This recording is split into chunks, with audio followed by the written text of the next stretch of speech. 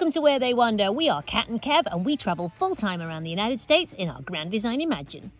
This week we are heading to both areas of Canyonlands National Park. First of all, the Grand Overview, and then to Needles, where we do 3 mini hikes.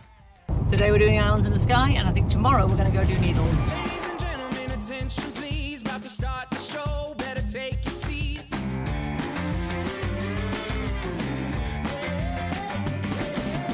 It's been a while, but I'm back on top, to the world is mine, I don't plan to stop.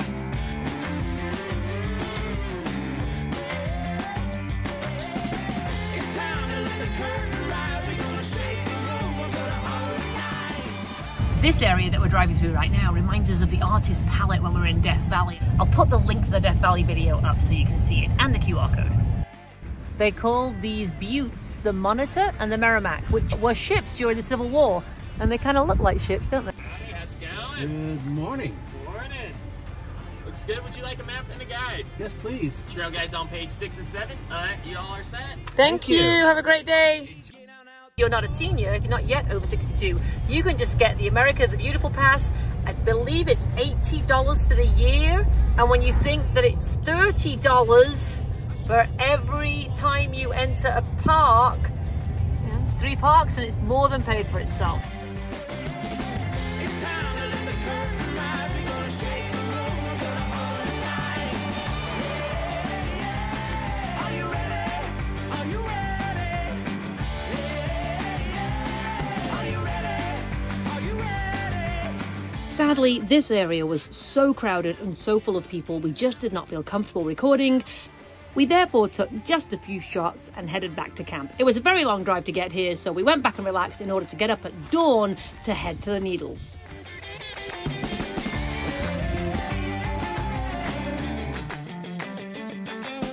Good morning. We are heading to the second portion of Canyonlands, but we found this. It's called Newspaper Rock. Newspaper Rock is a petroglyph panel etched in sandstone that records approximately 2,000 years of early human activity. Prehistoric peoples, probably from the Fremont and Pueblo cultures, etched on the rock from BC time to AD 1300s.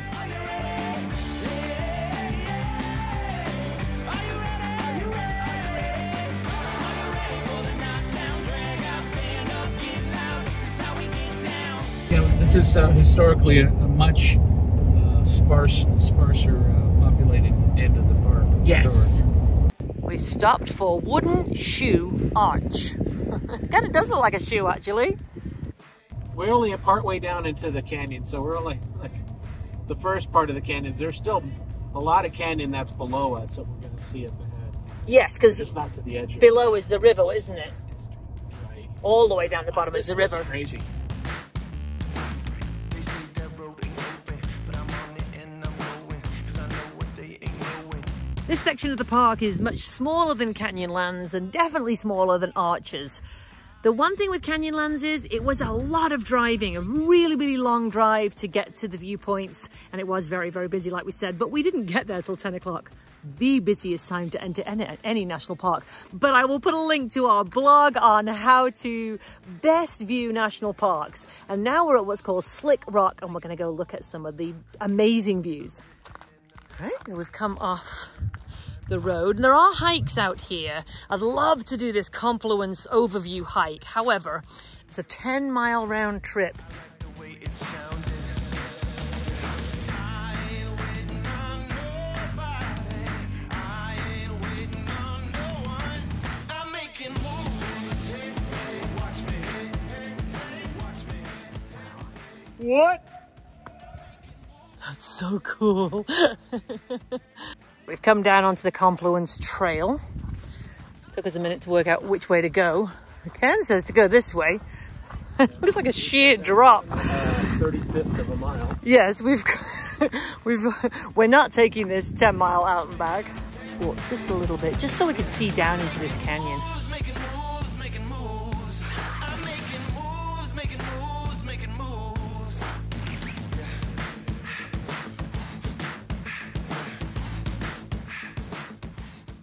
We've come on this very short little hike. It's just 0.6 of a mile. It's called the Pothole Overlook, and now you can see why. See, look.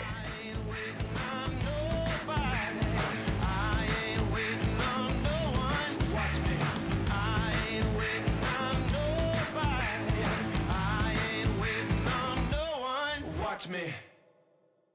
I'm making moves. Hey, hey, watch me.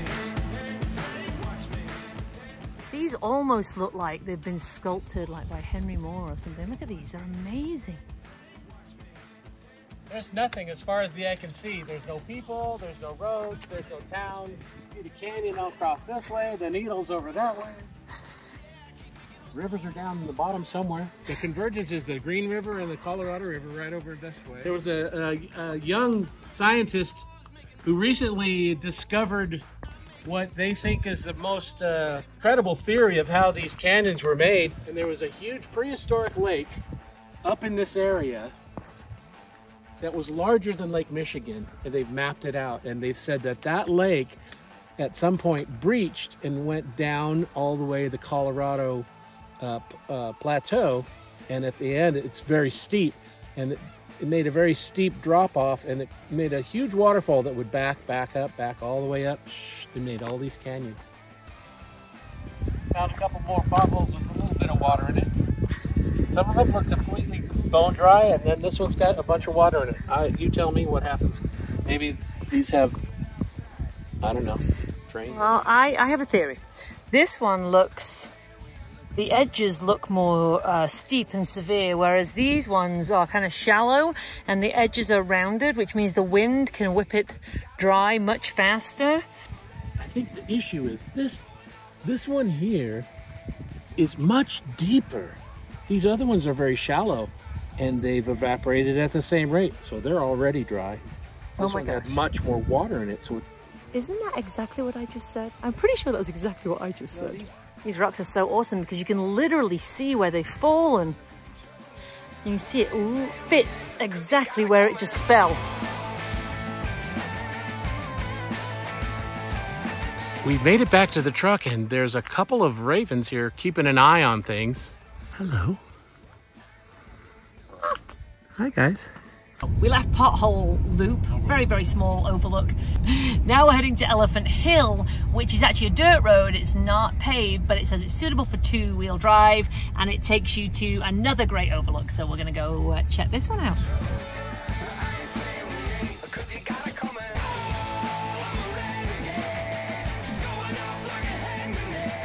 And we made it down to the Elephant.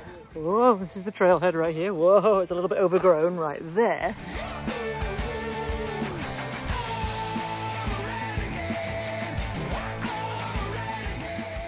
There's Kev up there. We're gonna just get to the top of this point right here, so see if we can see the needles better.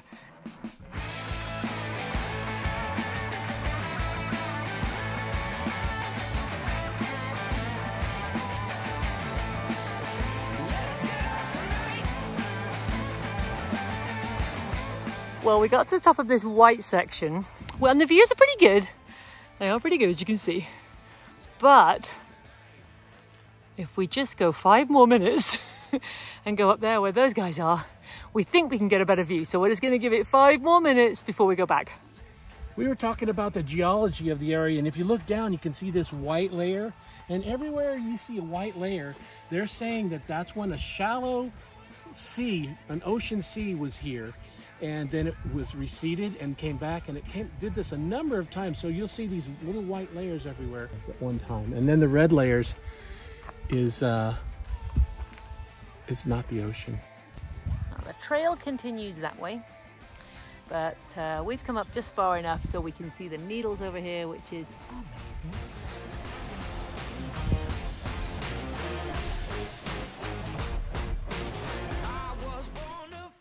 So it looks like a skull from Darth Vader that he keeps. Kylo Ren. Kylo Ren keeps, okay, his grandpa's relic, yes.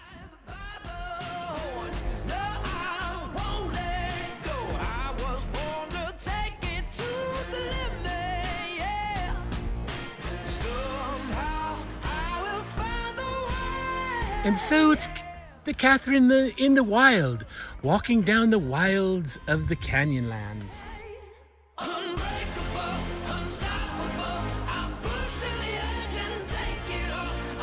Just started to rain. Not too bad, but we definitely don't want to be going up that road that we just came down in the rain. That shoulder's almost hit. Right here. That means your hips will almost hit. Oh my goodness gracious. Careful you don't fall. And here she comes. She made it. We did. 1.5 miles. But we've done some little walks like at Slick Rock and the potholes. So I say we probably did a mile out here today. We've decided to do the Cave Springs Trail. It passes evidence of both historic and prehistoric people. You can reach the cowboy camp, spring and rock paintings via an easy walking trail. Past the spring, 2 wooden ladders lead to the views of the surrounding terrain. I'm not sure we're going to go up ladders today. In the late 1800s, pioneering cattlemen settled in the canyon country and carved successful cattle operations out of the desert. In 1926, as many as 10,000 herd of cattle ranged over 1.8 million acres. Cowboys usually worked for several weeks or months at a time, from daylight until dark. The men watched the cattle and moved them to feed and water. Since it took 200 acres to feed 1 cow and water sources were many rugged miles apart, the life of a cowboy was difficult.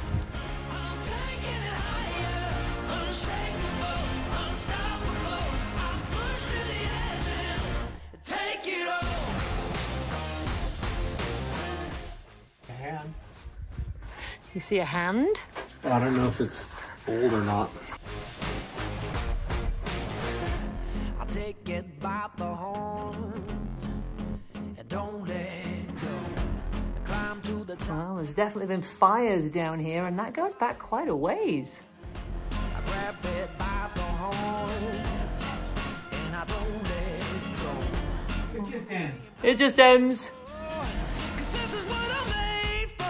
Unbreakable, unstoppable. I'm pushed to the edge and take it all. Wanna be untamable. Go right to the edge and never fall. To the fire. Here's his feet where they get the water. Cowboys established this camp at Cave Springs because of the reliable water source. Rainwater, percolating through the layers of porous sandstone, forms these seeps. Moisture hastens erosion of the rock face and carves alcoves. American Indians used it seasonally. They recorded their presence with handprints and rock paintings on nearby alcoves. The smoke-blackened ceiling and grinding surfaces suggest they used the area for keeping warm and preparing food. It's no surprise that cowboys used this same area as a temporary camp. This alcove still offers us safe haven from searing heat, blowing sand, or intense storms. That's on, and this is on this side. They cross their hands. Oh, and then they spit the paint over their own handprints like that, yeah.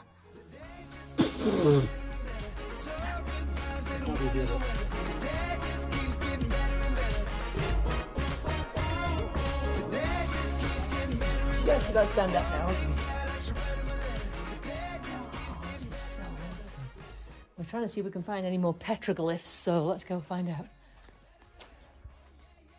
Oh yeah, definitely seeping, but not as much as that last water hole that we saw. All right, it's a good light. Take a snapshot, let's frame this picture. Out of sight, rocket ship flight, going up to the moon. I'll miss ya. This is where you can continue this loop. And there's another ladder. We think it's on the other side. It just takes you over this huge rock. We are going to go back. There's, again, remnants of the cattle ranch and the buildings maybe they had out here to keep the cattle in. Not for themselves, but for the cattle. Well, we couldn't have timed that any better. Kev just got a bit wet, but other than that, it literally just started to pour down as we got back to the beginning of the trail.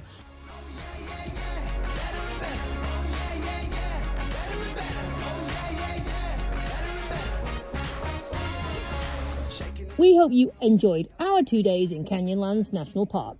Join us next week as we take a hike that turned out to be far more strenuous than we had expected in the Dixie Forest. Until then, we'll see you on the trail.